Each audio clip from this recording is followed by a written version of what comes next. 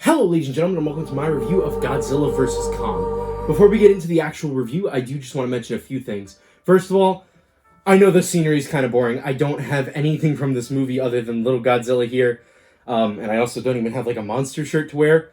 I couldn't think of anything else to put here besides little Godzilla, so here we are. The next thing I want to mention is, I apologize for the lack of uploads this past week. I am currently on spring break, and I kind of let myself get too relaxed with the video schedule. But as soon as this one comes out, we are going to be right back on track. Next week is WrestleMania week. I have a couple of good videos planned for that, so you should be excited. Definitely got some good stuff coming the way. We are going to get right back on track. So, about the movie. The movie itself was really great and definitely lived up to all the hype that was brought with it. If you don't know how I do my movie reviews, I'll be recapping what happened throughout the movie, and then we'll be giving ratings to the three main categories, those being visuals and CGI, music, and story. Warning, there will be spoilers ahead. The movie begins, and we get these really beautiful scenes of Kong strolling through what we think is the open wilderness of Skull Island, where he meets his friend, Gia. We then learn that this is in fact a controlled and manufactured environment where they are keeping Kong hostage and studying him. Meanwhile, in Pensacola, Florida, conspiracy theorist Bernie Hayes shows up and steals some sensitive information regarding Big Boy Zilla. Funny enough, the two actually bump into each other, and Godzilla destroys the Apex facility for some unknown reason.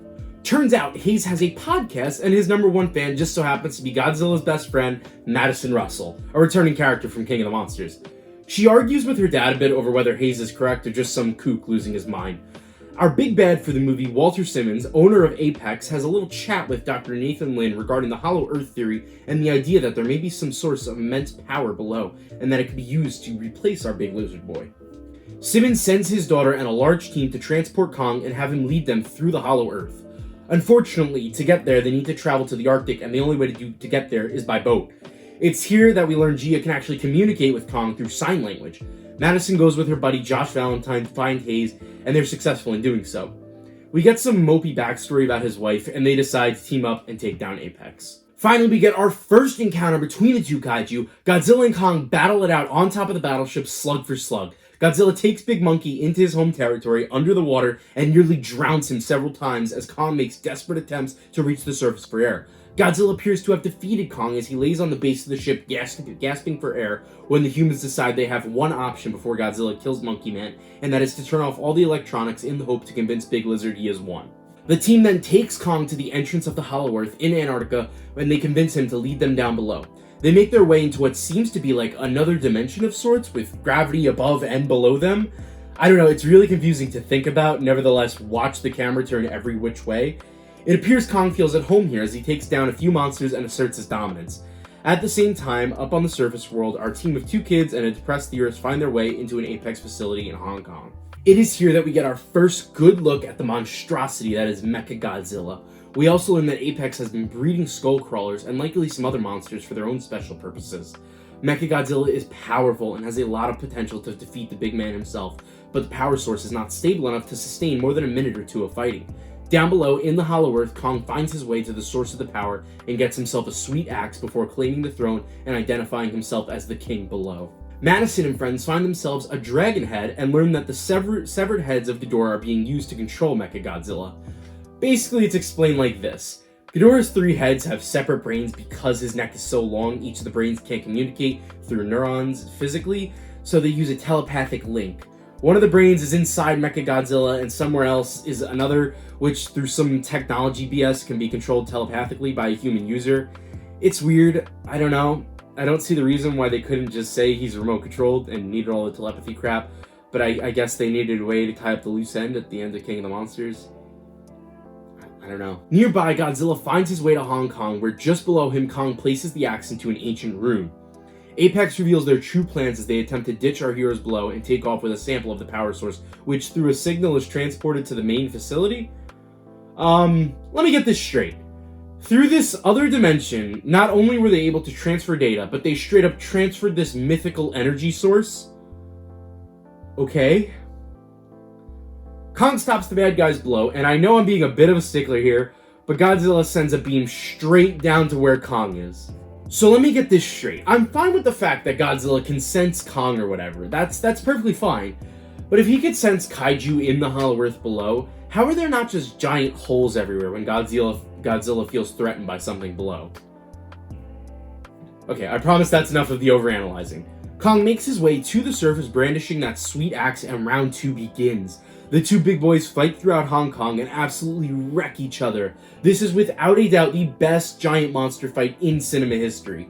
So beautifully choreographed, just so fun and visually pleasing to watch. In the end, it is Godzilla who stands tall.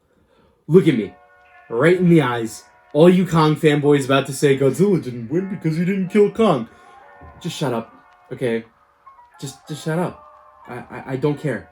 Kong would have stopped breathing had the humans not interfered. He would have died. And Godzilla won. End of story. Yes, he showed respect for Kong by not killing him, but he won. But that isn't it for our big lizard boy, as Mechagodzilla goes off the chain and we get ourselves a rematch. Since the humans have lost control of Mechagodzilla and Ghidorah's brain is inside, we can assume that Ghidorah is technically in control of Mechagodzilla, qualifying this as a rematch. Round 3, the rubber match.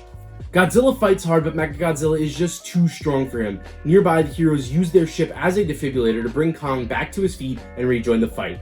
As most predicted, Kong and Zilla fight side by side against the machine. Our team back at Apex uses the power of alcohol to slow down Mechagodzilla for the two kaiju boys to use an old school tag team power move to defeat him for good. This reminds me a lot of when Thor and Cap used the hammer and shield power move, which was previously used as a blocked attack, and I just think it's so cool to watch. Kong and Godzilla face off one more time, possibly going for a round 3, waiting for one another to make a move, but then Kong throws down the axe in a sign of peace, and the two show respect for one another as Godzilla makes his way back to the ocean, ready to return when the next threat arises. Kong stands over the hollow earth, pounding his chest in victory. Two kings who have learned to coexist. Godzilla, the king of the monsters above ground, and Kong, the king of the monsters below ground. So let's get into the ratings, and I think most of them are going to be pretty good. Let's start with the story. There was some really good stuff, and there was some really questionable stuff. I think that Alan Jonah, the terrorist from King of the Monsters, would have been a much better villain. I mean, Walter Simmons had 3 total minutes of screen time and had no development, whatsoever. So as for the overall story, I think it was okay. They take Kong on a boat, makes sense. Godzilla feels threatened, makes sense. They want the Hollow Earth power source, makes sense. They want to use Mechagodzilla to assert humans as the dominant species, makes sense. I think the only thing this movie really lacks in terms of story is human character development, but in regards to that, I say, who really watches monster movies for the character development and story? You're watching for big monster fights. So I'm going to give the story an 8.7. Next up, we'll talk about music. I think something really important to talk about in terms of music is the use of silence. Quite ironic, I know. During the final battle between Godzilla and Kong, there are very crucial parts where the music was silent and it was just the sounds of the fight making noise, and I think it was such a nice touch. Because while it's always nice to have some epic music over a fight scene, I think in this case it was a really good choice to leave out the music and let the symphony of destruction fill in for the sounds. The music for the rest of the movie was really good and set the tone well, so I think the music is going to get a very solid 9.5. And now for the visuals and CGI. Let's talk about the CG first.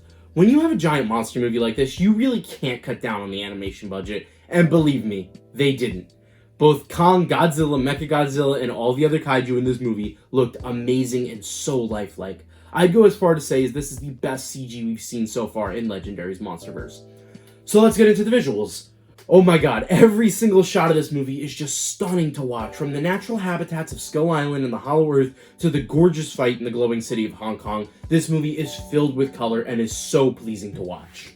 I mean, you look at the past 3 movies and they definitely have a set color tone they use throughout it. Godzilla is very gray with some oranges here and there, Skull Island's very orange and red and green for the scenery, and then of course King of the Monsters had a very blue effect with a lot of red in the final battle. This movie just really utilized all the colors so damn well, and every shot in the movie is filled with color and life, and, well, if you couldn't guess already, I'm gonna give the visuals and CGI a perfect 10. So with all of that said, let's get into our final score. Tallying it all up, the 4th entry into the Legendary Monsterverse, Godzilla vs. Kong earns itself a 9.4 overall. The movie was incredible. It does not matter whether you've seen the first 3 movies. This one is just so fun to watch for absolutely anyone, and it really appeals to anyone looking for a good action movie. But with that, I hope you enjoyed. Let me know your thoughts on my review and the movie in the comment section down below. Be sure to like, subscribe, do whatever you can to support the channel. Hit the bell icon to get notified when future videos come out, such as my ranking of the Legendary Monsterverse movies. And with that, I'll catch you guys all next time.